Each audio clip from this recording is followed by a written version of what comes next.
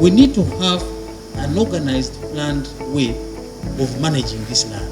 But there are some good practices that we lost. You were not allowed to cut a tree. You would first seek permission to cut a tree.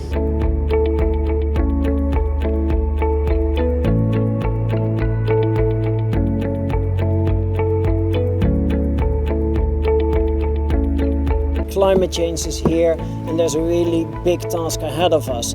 There are rising food prices, and at the same time farmers are struggling to cope with the changes. So there's an opportunity and a threat at the same time. Mitigation is essential, especially in a country like Uganda that contributed so little to the emissions but is suffering so much already. And one way to do that is to ensure climate resilience. All over the world we see issues of flooding, drought, extreme weather conditions that affects farming production, that affects agriculture production. And this course is really targeting how land is managed and how climate smart agriculture is implemented.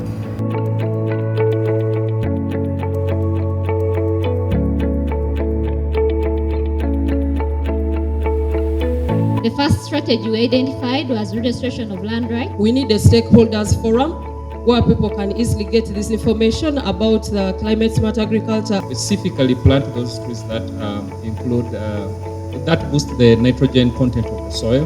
The pests and diseases that are on the rise in the various parts of the country.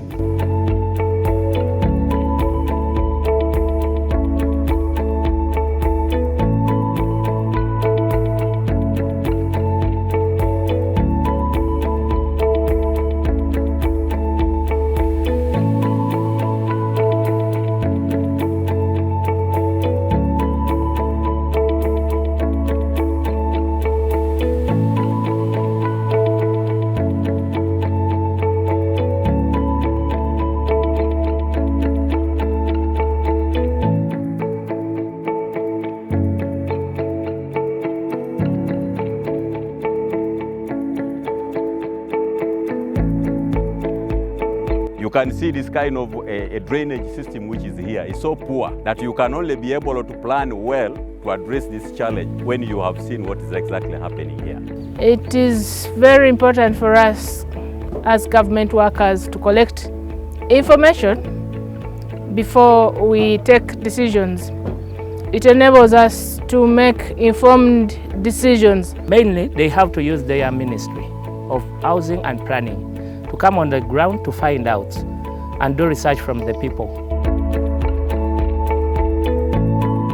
But for them to do this, it requires that they also build capacity amongst themselves. This calls for research, generation of data.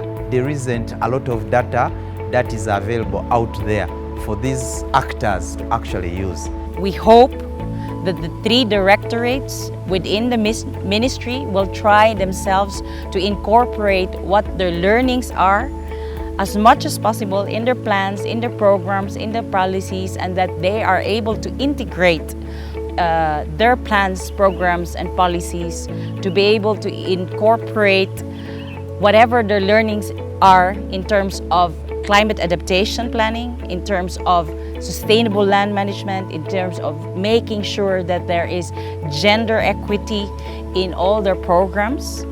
And hopefully, in a few years, it will trickle down.